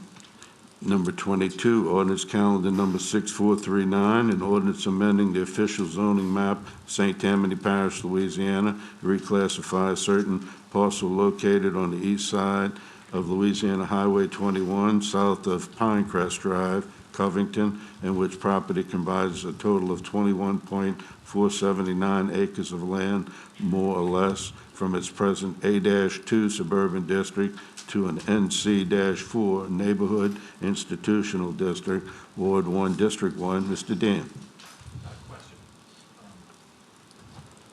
Neighborhood institutional district, is that not supposed to be commercial? Jeff, are you doing this for Paul? I'm sorry, ordinarily I wouldn't look out at the audience. I should have asked you first. I am now. I'm going to ask Mr. Liner to refresh my memory, but I do think it was an NC zone along the highway. Because it says institutional. Oh, it says institutional? That's what I was asking. You see No. where it says to an NC4 neighborhood institutional district? Shouldn't that be commercial district? No, I believe that's the proper name for NC4. I believe that's correct. The NC4, I know, is the zone that the zoning commission recommended to you and that you introduced, and I'll let them tell us if that's the correct name. Okay, so NC4 is commercial, but it's. Okay. All right.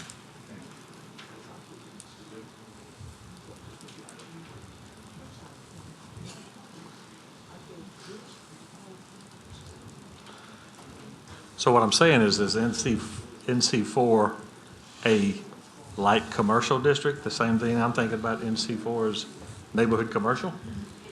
Yeah, so It's just, instant highway commercial, but more instant neighborhood commercial 1, 2, and 3. It's on. So it seems correct.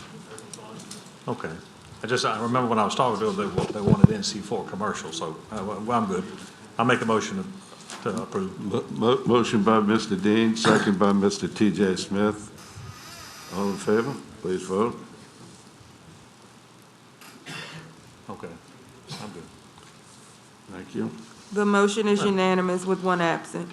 Number 23, ordinance calendar number 6440, an ordinance amending the official zoning map of St. Tammany Parish to reclassify a certain parcel on the west side of Louisiana Highway 434 and the east side of Vauctorish Road, being 66110 Vauctorish Road, Louisiana, Lacombe, and which property comprises a total of 3 acres of land, more or less, from its present A-2 suburban district and RO rural overlay to an PF-1 public facility district, Ward 6, 7, and District 11. Mr. Stefanczyk.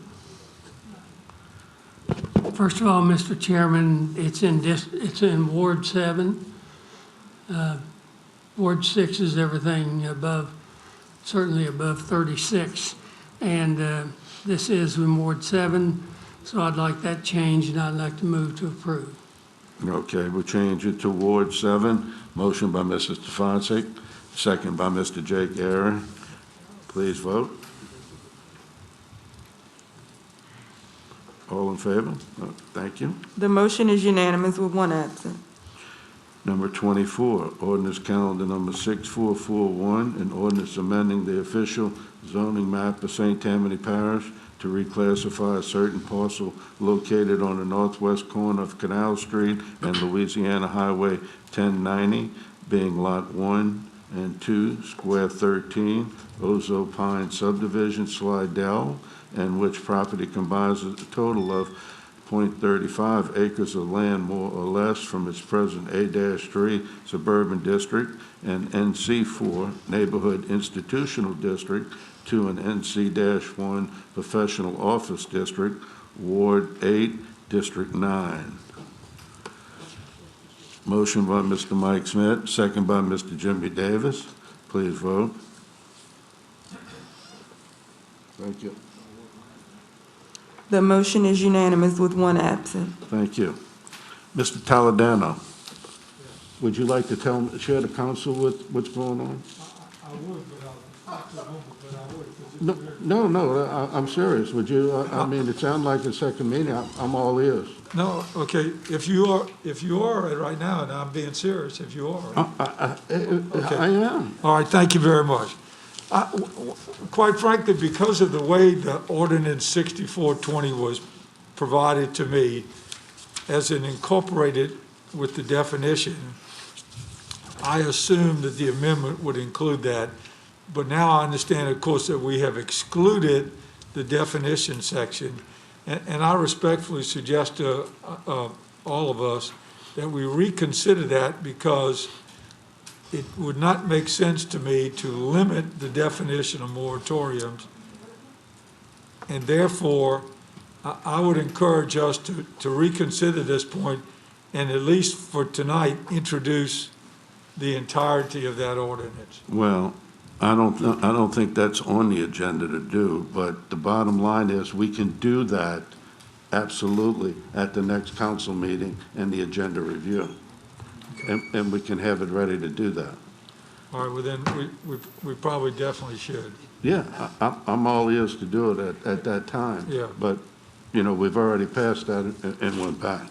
Well, we could ask Steve if we could reconsider it, and I'll yield to his good judgment on that. I haven't seen anybody make a motion. Jerry?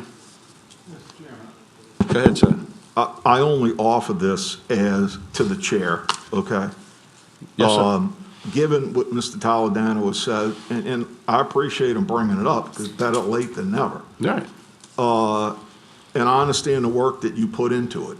But given what Mr. Toledano just said, and we have an amendment coming for next month to be adopted, correct? If they put one. No, that would be to be introduced. Yeah, if they put one, yes, sir. Okay, no, I was thinking it was coming to adopt it. No, sir. So I'll refrain. Thank you. Okay. Thank you. All righty. Let me go back to where we were. All right, number 25, ordinance calendar number 6442, an ordinance amending the official zoning map of St. Tammany Parish to reclassify a certain parcel located on the south side of Fitzgerald Church Road, Covington, in which property combines a total of 3.03 acres of land, more or less, from its present A-1 suburban district and MHO manufactured housing overlay to an A-1 suburban district and MHO manufactured housing overlay, Ward 2, District 6. Ms. Tanner. Motion by Ms. Tanner, second by Mr. Jimmy Davis. Please vote.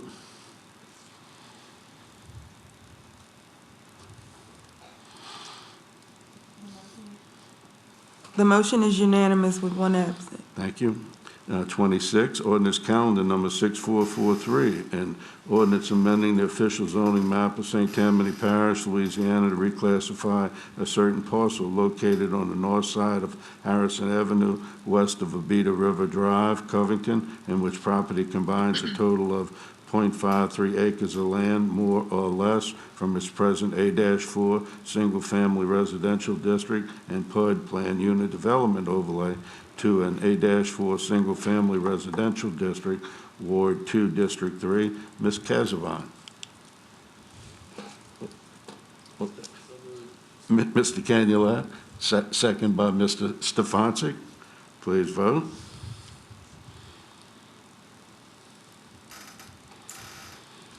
The motion is unanimous with 2 absent. Thank you. Ordinance calendar number 6444, an ordinance amending the official zoning map of St. Tammany Parish to reclassify a certain parcel located on the south side of Meadowbrook Boulevard, east of U.S. Highway 190, Mandeville, and which property combines a total of 12.01 acres of land, more or less, from its present H-3 Highway Commercial District and A-4 Single Family Residential District to an H-2A Highway Commercial District, Ward 4, District 5.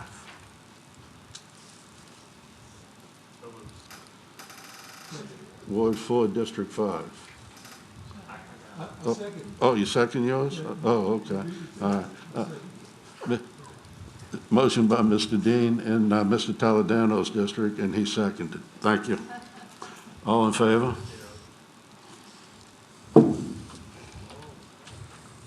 The motion is unanimous with 2 absent. Thank you. Ordinance calendar number 6445, an ordinance amending the official zoning map of St. Tammany Parish, Louisiana to reclassify a certain parcel located on the north side of U.S. Highway 190, west of Henderson Drive and east of Thompson Road, being Form Lot 511 of the Forest Glen subdivision, Lacombe, in which property combines a total of 2.96 acres of land, more or less, from its present A-4 single-family residential district and NC-2 indoor retail and service district to a 1-1 industrial district, Ward 7, District 7. Mr. Jimmy Davis. Appreciate it if we could give. Speaking to the mic, please. Okay, yes. Speaking to the mic there from, well, he don't, his is not on, he wants, I got it. Before I make a motion to adopt this, I'd appreciate if we give Mr. Jeff Shana a couple of minutes to discuss some additional information. Thank you, sir. Come on up, Mr. Jeff. You have 3 minutes, sir. Go ahead. Good evening, Mr. Chair and Honorable Council. Jeff Shane, P.O. Box 1810 in Covington. I represent the petitioner in this zoning case. I appreciate Councilman Davis giving me the opportunity to come forward. In connection with this zoning case, before it was filed, discussions were had with the councilman and others about the need for a deed restriction. That deed restriction was discussed at the zoning commission level, but certainly was not a part of their consideration or recommendation. And we do not ask that you discuss or make the deed restriction a part of your decision this evening. But consistent with the practice that I've had in the past, I like for the general public that was interested in the case to know that the deed restriction has been executed. I ask that a copy of it be placed in your minutes with this matter, that it specifically not be considered by you nor part of your ordinance, and the original of this deed restriction will be recorded tomorrow in the conveyance records of St. Tammany Parish. Thank you, Jeff. Thank you for your time. It's nice to see when somebody comes back and says there's one that's been put in there, you know. Thank you, sir. Motion to adopt. Motion by Mr. Jimmy Davis, second by Mr. Jay Gary. All in favor? Aye.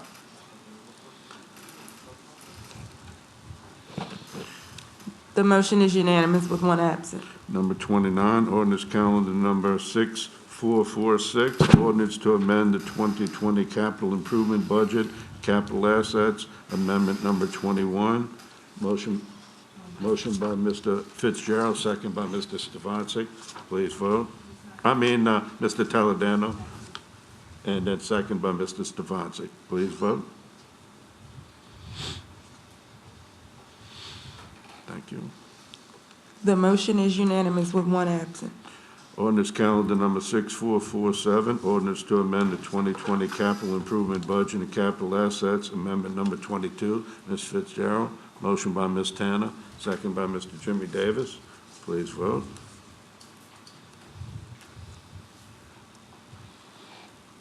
The motion is unanimous with one absent. Thank you. Ordinance calendar number 6448, ordinance to amend the 2020 operating budget, amendment number 10. Mr. Fitzgerald, motion by Mr. Canulette, second by Mr. Stefanczyk. Please vote.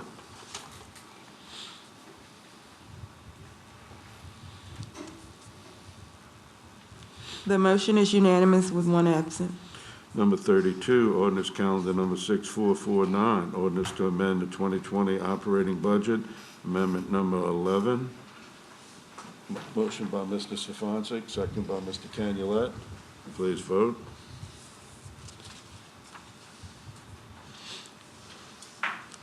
The motion is unanimous with one absent. Thank you, ma'am. Number 33, ordinance calendar number 6450, ordinance to amend the 2020 grants budget, amendment number 7. Motion by Mr. Dean, second by Mr. T.J. Smith. Please vote. The motion is unanimous with one absent. Thank you, ma'am. Number 34, ordinance calendar number 6451, ordinance to officially name the 30-foot right-of-way and gravel drive identified on the attached aerial and survey to Rough Cut Lane, Ward 5, District 6. Ms. Tanner? Motion by Ms. Tanner, second by Mr. Jimmy Davis. Please vote.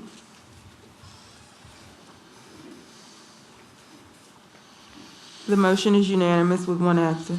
Thank you. Ordinance calendar number 6452, ordinance to impose a 6-month moratorium on the issuance of buildings and conditional use permits of construction and placement of building structures on property within a portion of unincorporated town of Alton subdivision, Ward 9, District 14. Mr. Smith. Motion by Mr. Smith, second by Mr. Dean. Please vote. The motion is unanimous with one absent. Number 36, ordinance calendar number 6453, ordinance to oppose a 6-month moratorium on receipt of subdivision submissions by the Parish Planning and Zoning Commission for the re-subdivision and/or rezoning of property and/or the issuance of permits for construction or placements of any building structures on property within the defined area within Township 8 South, Range 14 East, Section 13 of St. Tammany Parish, Council District 14. Motion by Mr. T.J. Smith, second by Mr. Dean. Mr. Smith, you're going to have a lot of moratoriums talking about here in the future, maybe. Please vote. The motion is unanimous with one absent. Thank you. Is there a motion to adjourn? Motion by Mr. Stefanczyk, second by Mr. Bender. Thank you.